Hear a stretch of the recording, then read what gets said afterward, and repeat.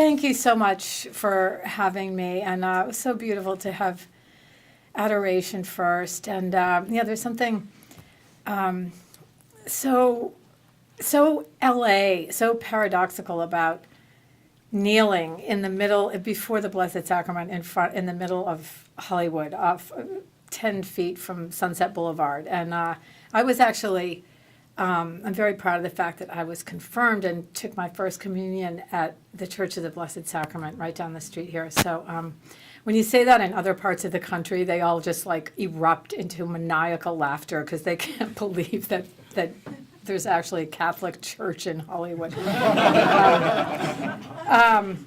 But anyway, what I'd like to talk about is just is my vocation as a writer, and particularly a writer in Los Angeles.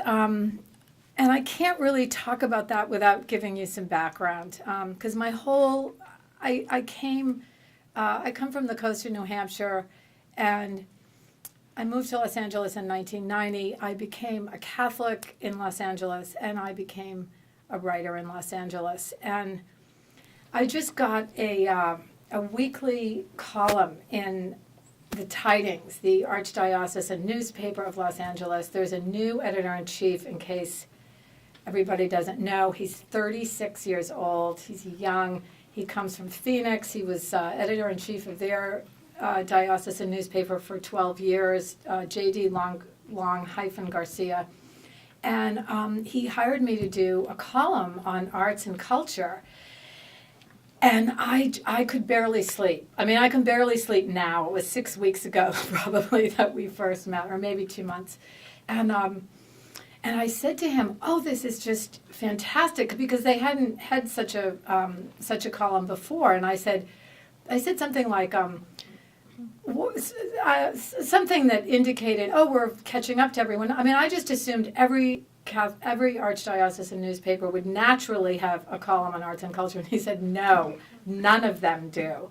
And that is, as a convert, I'm still learning about Catholic culture, and it's always a little bit of a shock. But I was actually astounded at that. And as I tell my story, I mean, I came to my humanity and to my sobriety and to the church so much through, to me, books are incarnational. I've been a huge reader since the day I learned to read I've had a library card continuously since the age of 6. And so to me, it's just an absolute no-brainer that arts, that culture, that literature, that film, music is such an entree into religion, into faith, into the binding back together. Anyway, the point is, it's after 20 years of writing, to be asked, 20 years of writing, and I was confirmed in 1996, so 18 years as a Catholic, to be asked to write a weekly column for the Tidings is just so dear to my heart. In a way, it's the fruit of all the work that I've done thus far. I wasn't looking didn't even know such a position existed. And but the point is, it's Los Angeles, and so I will get to. Los Angeles to me is just a mystery and a paradox, and has such a bad reputation still in the rest of. If you go and travel anywhere, everyone they just hate LA. I can't, especially if you come from the East Coast. I mean, my own family still, after 24 years, refuses to ask any question about my life or where I live. I mean, they just think LA is the Antichrist. I mean, there's like, why would you move there? And so anyway, I really want to. And I'm very open to suggestions. So my email is readily available to one and all. So if you have any, by the way, just great tips or ideas. But I really want to bring out this insane spectrum of what we have here in Los Angeles. I've already written, I think, 4 pieces, and one of them was on the pollinator garden. There's a new There's, I think, 2.5 acres of gardens outside the Natural History Museum down by USC. Beautiful gardens, and in particular, there's one called the Pollinator Garden. And as soon as I saw that, my heart just leapt because I didn't even really know what a pollinator garden was, but I just loved the sound. I knew it would be great. And I went down there and wrote a piece about it, and I managed to tie in sort of LA history and my own history in LA and brought in Christ at the end. And so I just find this really unbelievably exciting to just our daily life, looking at that and living it and experiencing it and seeing it through the lens of the Gospels. But anyway, so let me just tell a little bit about how I came to be a writer, and especially the kind of writer that I am, which is really the story of how I came to Christ. Because my conversion and my finally, really kind of late in life, coming to my vocation as a writer occurred almost simultaneously. So they have forever and will be forever very, very deeply linked. Both, to me, a laying down of your life, a lifelong commitment, a sacred honor. So, but just briefly, born on the coast of New Hampshire, big family, 8 kids, Protestant, went to the white steepled Congregational Church, lovely, decent, hardworking, self-sacrificing parents who were not alcoholics. I think 6 of us kids are alcoholics and or drug addicts.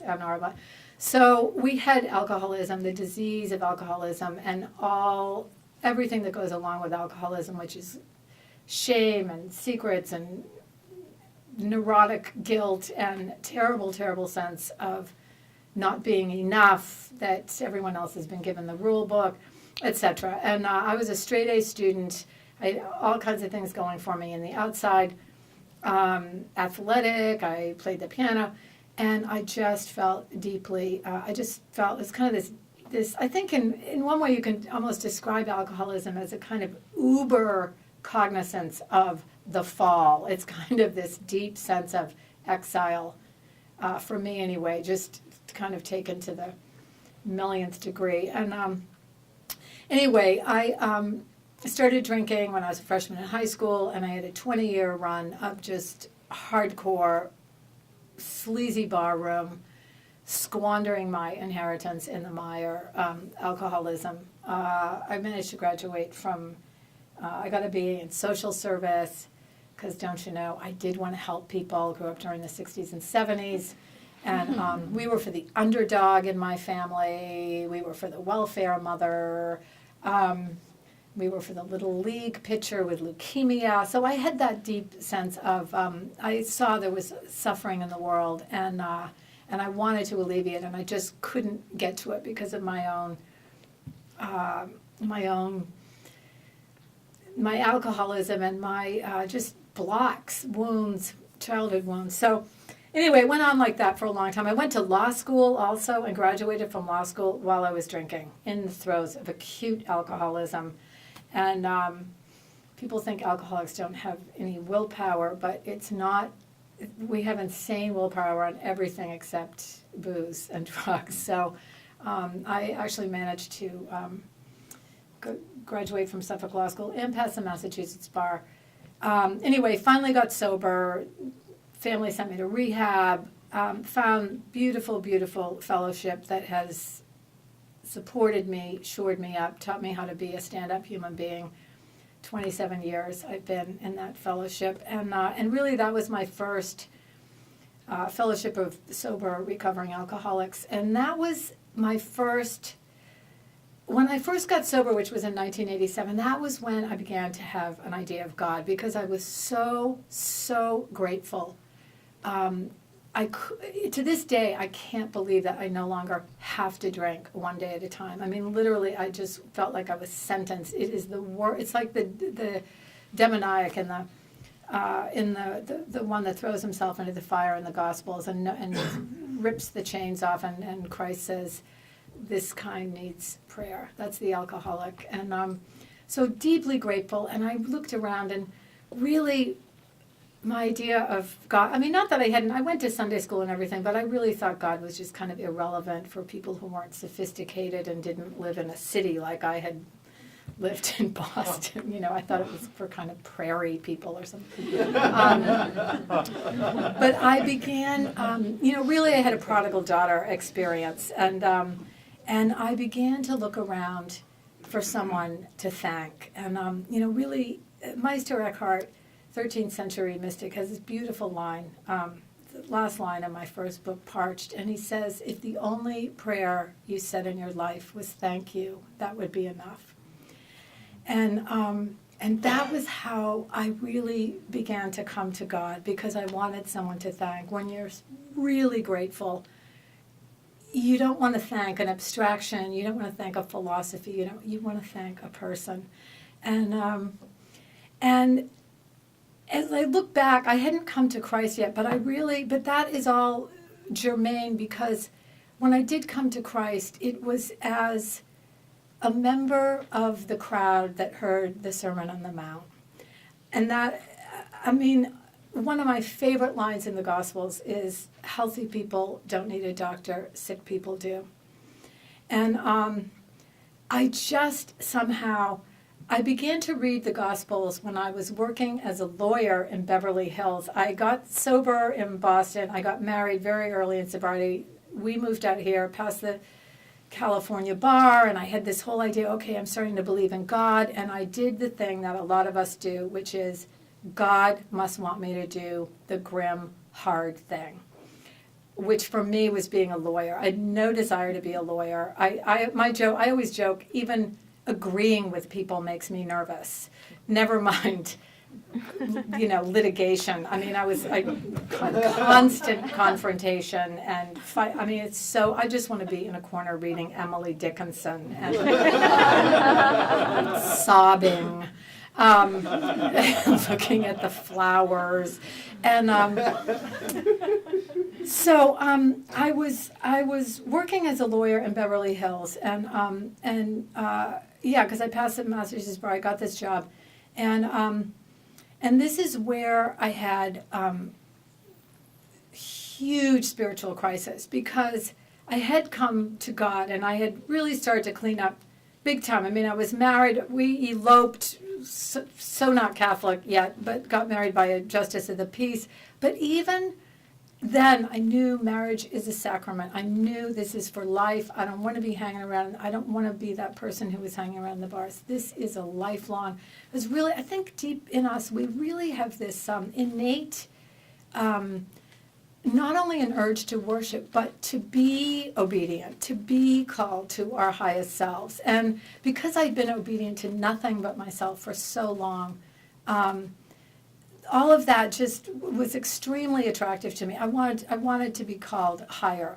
So anyway, married, and but I thought, I didn't want to be a lawyer, but I thought, now come on, you have got to step up to the plate. I was almost 40 at the time, by this time, and I just thought, I mean, everyone tells you if you have a law degree how lucky you are.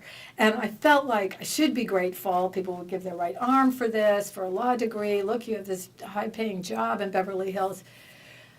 But what happened was I began, first of all, my heart and my soul were just shriveling, number one. And number two, what came back, and it never really died, but I thought I must have squelched it with those years of drinking. But what came back was this deep, deep call, literally a call of my heart that I'd had since since really the day I learned to read practically, to be a writer. And I had such reverence for writers that I really thought, I think it was so big, I just couldn't go near it in a way. I don't know if anyone can identify with that, but I think when we know the thing, we feel this way about people sometimes. You know, when you're really crazy about someone and there's no one you want more to be close to, but you're afraid to get too close to. And that's, I think, somewhat how I felt about writing. And on some level, I knew if this is what you choose, it's going to be, obviously a new birth, or in a way my true birth, but also a death. And so anyway, but the point is the call came back and I'm making money for the first time in my life. I've been a waitress the whole time I drank. Horrible waitress, ADD, surly, horrible waitress, worst waitress ever. But I just didn't know how to do anything except be a waitress or be a lawyer, both of which I hated. And so I get this call, and I'm just thinking, oh, God, please, you've got to be kidding me. I'm going to quit my job as a lawyer. I'm going to embark on everyone knows writers don't make any money. I mean, and I knew I'm not going to be a TV writer or someone who actually makes money. I just knew I'm going to be writing essays about my mother. Like creative, right? I just knew I didn't exactly know what I was going to write, but I knew it was not going to be anything that would have a huge audience. So anyway, but I really began to, I began to realize this was a deep, it was a spiritual crisis, that it really had to do with God. And I began to realize what little idea I had of sin. I began to realize if I did not have the courage to at least try to embark on this, to answer this call of my heart, that would be the biggest sin ever. And I had a real bad track record. I mean, I was a single barroom drinker, a lot of wreckage, but I realized, no, this is, I had that dawning with no theology at all. I just intuitively understood God wants us to come alive. And that's the real gospel adventure. And I started to, by this time I'd actually started to read the Gospels. Somehow I still had my childhood Bible. I'd been baptized when I was 10 or something. I had kept this Bible all these years with my name written in gold, Reverend Cherrier. And I somehow had this Bible with me at work in Beverly Hills. And I started to read the Gospels. And it was just kind of a classic, this is the blueprint. This is the only possible way to live in this world with any kind of integrity. I just fell in love with the person of Christ, the astonishing kind of non sequitur, never says what you think he's going to say. It's always throws you off balance, but always cuts to the heart, and at the same time says these things that you could just go deeper and deeper and deeper and deeper into, that it's truly living water. And I saw that when Christ goes out into the desert to be tempted, I saw that was the temptation that I was faced. It's a temptation we all face, because really the temptation is, except it's couched in this way that doesn't seem so stark, but for a lot of us the temptation is, and our culture totally says this is fine, this is admirable, and the temptation is to work for 30 or 40 years at a job that you make a ton of money or enough money and you moderately to intensely despise. And you will get, especially if you're a lawyer, you'll get awards, you'll get 3 cars, you'll get a vacation home, and everyone will tell you how great you are and you're doing good work.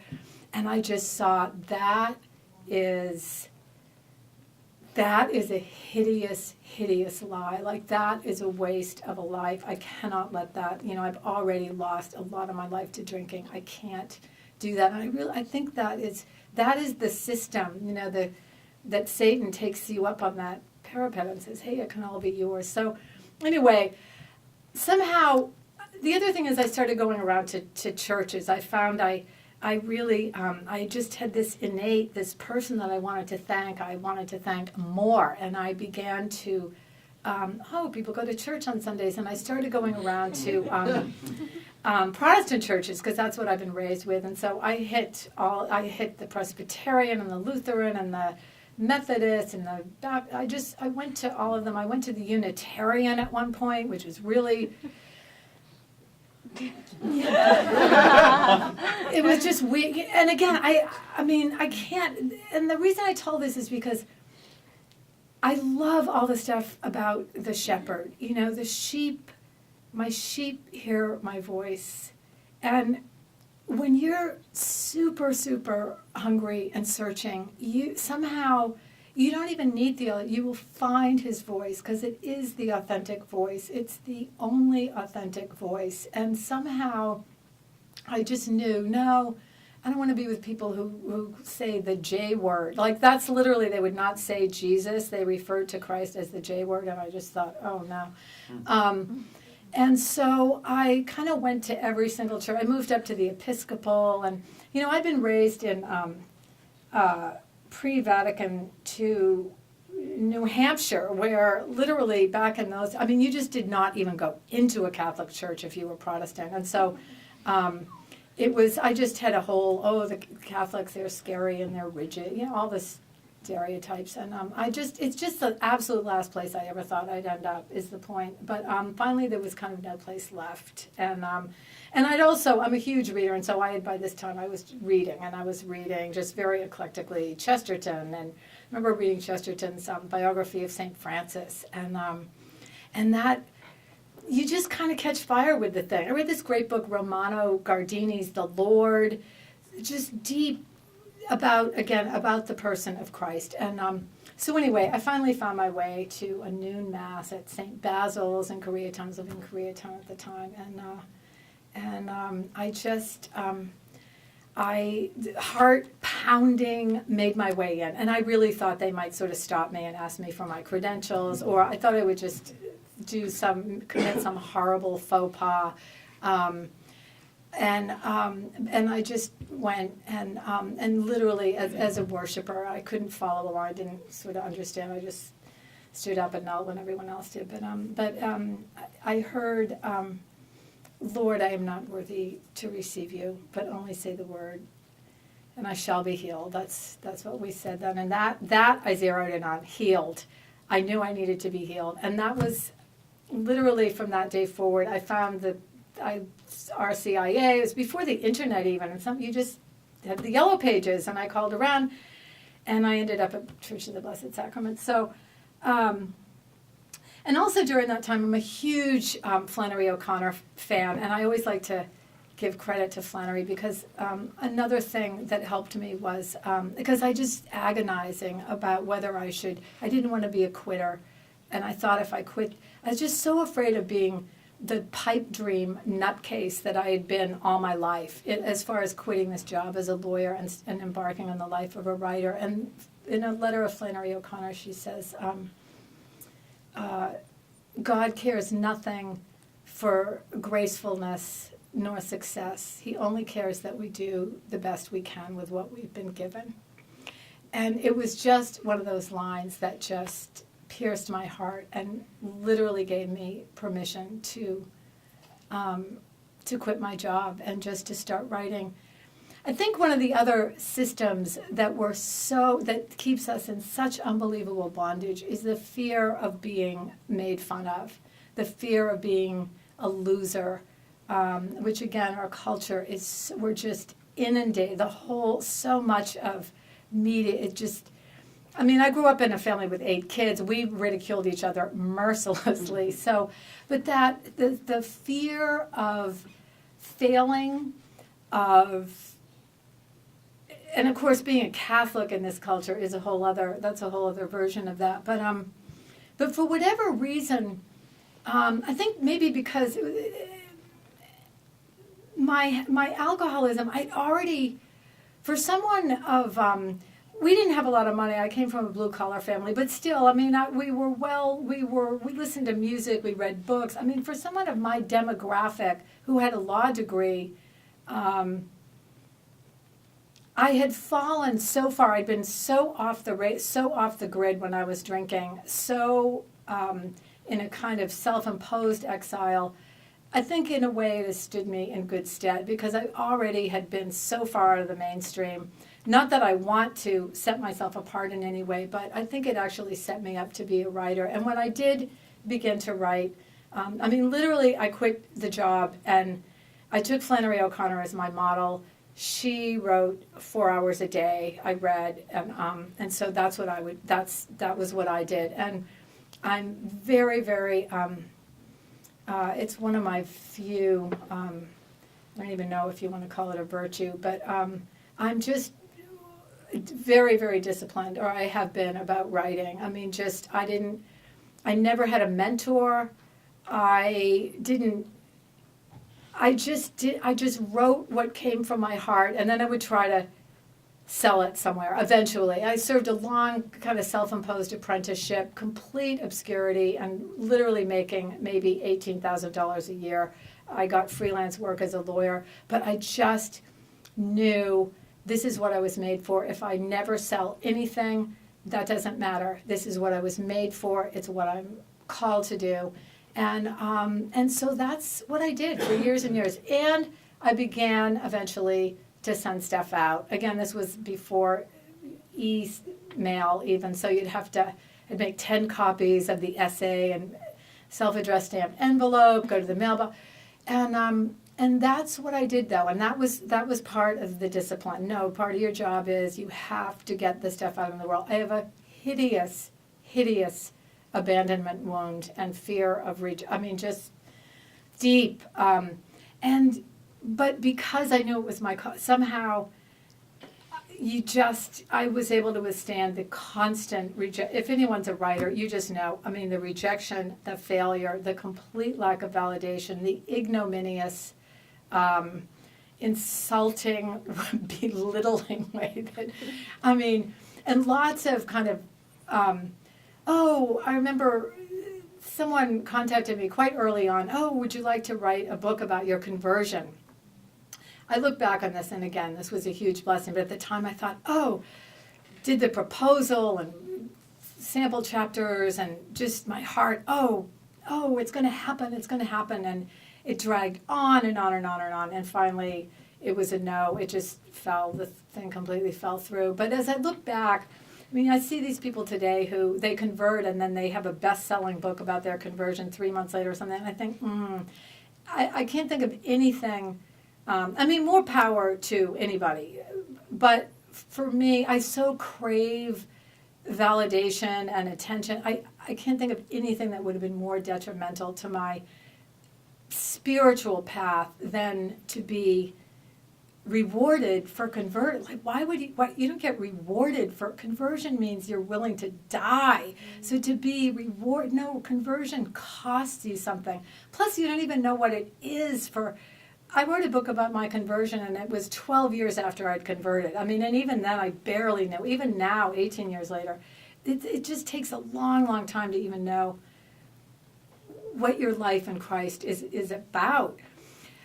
But anyway, so that's how it went. And deeply, always Los Angeles, as I said, this kind of crazy, glorious, paradoxical, love-hate, squalor, abundance. You live here, it's just 1 second you think, I live in paradise. The lilies of the Nile, the sun will be streaming through, and the bougainvillea, and the 5:30 mass with the sun coming through the stained glass window.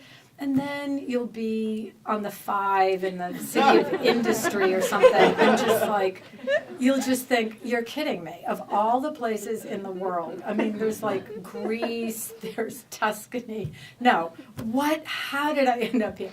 But I love that about Los Angeles, because it's just a perfect place to contemplate the darkness and the light, the intersection of the cross, and Los Angeles has totally informed my work, because I write essays and memoir, and so and right away I saw the Gospels played out in my daily life, literally with the neighbor that I hated, with my husband, who's now my ex-husband, I wrote a lot about Koreatown, just literally describing. I'm a huge walker, that's another thing. And this is another thing I want to do in the tidings. Get out of your car, get out of your apartment, and go take a walk. You don't need equipment, you don't need an odometer, just walk. And wherever I have been in LA, I mean, I'll go to the DMV and you have to wait half an hour. I'll go and walk around the neighborhood. I've been to Mass all over the place. I'm going to do a piece on, do you all know about masstimes.org? Mm-hmm. It's the website for traveling Catholics. And so you can put in your zip code or your town, wherever you are. But I'm going to encourage people to do that in Los Angeles because you can, say your dentist is in Beverly Hills. You do the little thing and, there's a new Mass at Good Shepherd. Because I'm a real believer in, that's another thing. I've so been formed by daily Mass. And I go to the 5:30 Mass a lot at Immaculate Heart of Mary in East Hollywood. There's a 7 p.m. Mass at Holy Trinity in Atwater. I go to 7 a.m. Mass at the Cathedral. There's St. Francis right in Silver Lake where I live. And I think, someone was asking me before about how do I find the quiet in the city. And when we were in the courtyard with the Blessed Sacrament, I just flashed on how many retreats I'm constantly going off. I mean, Vallermo, St. Andrew's Abbey. I've been to New Camaldoli and Big Sur. I've driven to Arizona to go on retreat at St. Rita's Abbey there. Just all kinds of convents and monasteries and retreat houses. I've done I've done 2-3 month stints in Taos, New Mexico. There's a wonderful writer's residency there, artist residency. The Helene Wurlitzer Foundation, it's great. You get your own little casita. You don't have to just go there, and it's yours for 3 months. They like you to go for 3 months so that you can get the flavor. That was part of it. Anyway, so yeah, daily Mass and just old school. I came, as I said, as someone who was poor in spirit, who was hungering and thirsting for righteousness, and I've just never paid that much attention to Catholic culture in the sense of, for instance, today, to me, incredibly vitriolic, boring blogosphere. I have my own blog, and when I'll just tell a little bit about how I started my blog, which was 4 years ago, when I was in Koreatown. I'd been in this apartment for 18 years, and I had this whole, I think people can identify with this. You know how you've been on your pilgrimage, and you've had lots of highs and lows and what seemed like wrong turn, but you're kind of on a solid path, but you feel, and you've kind of found your thing, but you feel like there's something more. Maybe I'm supposed to give myself in this new way or this deeper way, or there's some other. So really had a deep sense of that. And I for some reason, I just wanted to unburden myself. I lived in this apartment a long time. Much of it for my marriage, which at that point had ended, and it had been annulled, and I think I just wanted to kind of divest myself. So I gave away and sold a ton of my stuff, and I set off. I thought maybe my time in LA is up, and I really deep in my heart thought I might have a call to be a contemplative hermit. I'm a total introvert. Plus, like, people make me really nervous. But I really thought, it's not even that funny. I mean, it could, because that is a call for some people. But I really thought maybe I'm supposed to join a religious community or something. I didn't realize I was so old. Like, people, they like people to join communities and they're like 25 and they can carry stuff. Like, they don't want someone who's in their 50s who's about to get ill and the others take care of. I didn't even know that. Plus, I can't be in any kind of community, which I've proved to myself many times, including a marriage. But anyway, so I set up and I went to Taos for 3 months and I did this 40-day silent retreat. Don't ask. Anyway, survived this 40-day silent retreat. I loved the silence, but it was just weird for another reason. I won't go into it because I don't want to malign anybody. And then I went to the Franciscan Appalachian Hermitage in Spencer, West Virginia, which is run by Sister Jeannie McNulty. I have memorialized her in a Magnificat piece. And she's ex-Poor Clare. She's in the Order of the Consecrated Virgins. She's probably 70 or so. And she's a third order Franciscan. And she has this really cool place in Appalachia where you can rent a little kind of makeshift cabin with like a snake or two in it for $20 a night. And she has a straw bale chapel with the Blessed Sacrament. Well, anyway, the point is I was gone for 6 months. At some point I realized I really missed the food in Los Angeles. I really did. I had this hankering for Vietnamese noodles. And I just thought, I realized, who are you kidding? I mean, your life, you are totally in the world.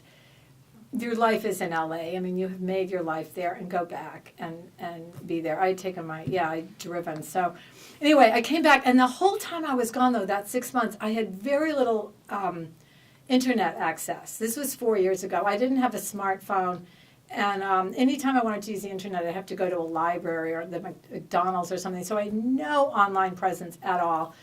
And it didn't really care, but for some reason I came back to Los Angeles and literally I was house sitting at this place in West Hollywood, and the day I came back I sat down because now I had Wi-Fi again, and I just this idea came welling up in me. I want to have a blog. And I had no idea. I barely had ever read. I'd kind of dissed blogs before as like hack work. This is typical of me. And I just went and I just figured it out. Oh, Blogger, you put a photo up there and a header and go to town. And I just started this blog. And I never meant it to be or intended to be a Catholic blog, or I had no intention, I never have, of evangelizing or proselytizing. I just wanted to share the stuff that is interesting to me. And which is stuff that I read, stuff that I listen to, stuff that I reflect upon from the Gospels. I got this camera. I'd never had a camera before in my life. I go online, Amazon, refurbished. I'm super cheap, and I get like the Canon point and shoot, $90 or something. I get this camera. I start to use the camera. The camera is a blast, and I have this whole thing with the camera where I start taking pictures of random leaves on sidewalks and the sunlight coming through the so I like to get, as I was talking to someone, Father David before, I like to get up real close. And I never take pictures of people because you can't get up close enough and make people stand still long enough. So I have a lot of beautiful pictures of the real, to me, the real LA, or part of the real LA. The incredible, where else you could just walk down the street and the flowers and the trees and every season of the year, jacarandas are out now.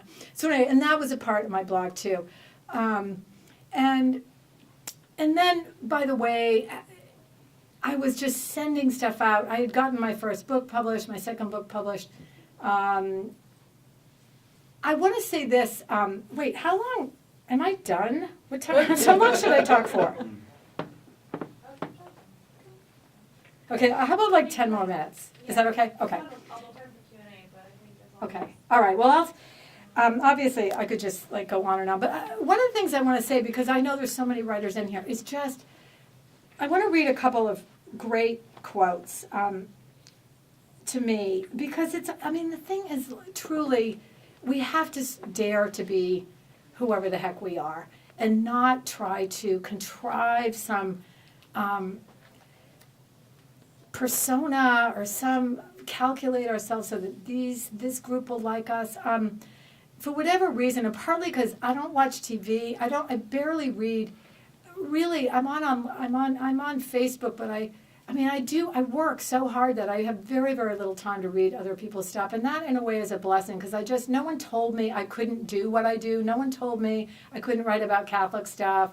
No one told me how you're supposed to be a Catholic writer. I just have written from my heart. And okay, here's a couple quotes. Rilke. Works of art always spring from those who have faced the danger, gone to the very end of an experience, to the point beyond which no human being can go. The further one dares to go, the more decent, the more personal, the more unique a life becomes. It's interesting, the more decent. Like the deeper you're willing to go, the more decent you become. Here's Dostoevsky. They always say that art has to reflect life and all that, but it's nonsense. The writer himself creates life such as it has never quite been before him. So we all get to see LA our way, or whatever we're writing about. And then I have to put a plug in for this Andrei Tarkovsky, filmmaker. Do you all know him? Andrei Rublev. And a bunch of other stuff. What's the Stalker? Oh gosh. Anyway, he has this incredible book, Sculpting in Time, that I just got. I'd never heard of it before. I could highlight every single paragraph. Anyway, here's just one paragraph from his book. In order to be free, you simply have to be so, without asking permission of anybody. You have to have your own hypothesis about what you were called to do and follow it, not giving in to circumstances or complying with them. But that sort of freedom demands powerful inner resources, a high degree of self-awareness, a consciousness of your responsibility to yourself and therefore to other people. And one of the things I want to say is all the kind of career highlights, if you want to call them that, of my career have been things that I did not angle for. I got to do a bunch of commentaries for All Things Considered. The producer came to me. I came home one day and there was a message on my answering machine. Hey, if you have a minute, I'm from Sarah Saracen from him, had not even applied for the thing. Magnificat, I had subscribed to Magnificat for years. My friend Rita Simmons, who's a poet in Brooklyn, friends with Father Peter Cameron, who's the editor-in-chief, gave him my book. Unbeknownst to me, he called me one day, would you like to write for Magnificat? Same with Tidings. Had no idea. The guy emailed me, the guy, the editor-in-chief, JD, he emailed me a couple of months ago, I'm new in town. He just said, I'm from Tidings. I'd love to take you out to lunch. Love your stuff. If you ever have, I thought, cute, a little cub reporter. He's like, he said, maybe we can crash mass together. So I knew he was young. I thought, that's so sweet. So we go out to lunch, and I'm stuffing this hamburger in my face. And I go, now, what do you do with the Tidings? And he goes, I'm editor-in-chief, and, we'd love for you to write a column. And, and I say that, but what I have done is apply for a million things that I didn't get. And that, I think, is so much a part of being, I hesitate to use the word success, but just getting anywhere where you want to. It's really going so far beyond your comfort zone to put yourself out there and put your stuff out there and accept invitations that seem extremely unpromising. And you're always thinking, where's my ideal audience? And then you realize, no, your audience is whoever will. You should be so lucky to have anybody. I should be so lucky to have anyone read my stuff. And this is the last thing I want to say. And this is new. As I said, I'm anxious and I'm very conscientious. I like to do a good job and I want to be loved. And you know how it is. We're very, very busy. And I tend to, the work always comes first. And as I said, I have a big prayer.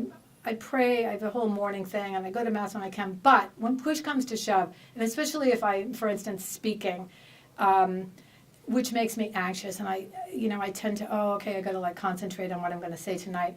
And this morning I woke up, I had a very full day. I had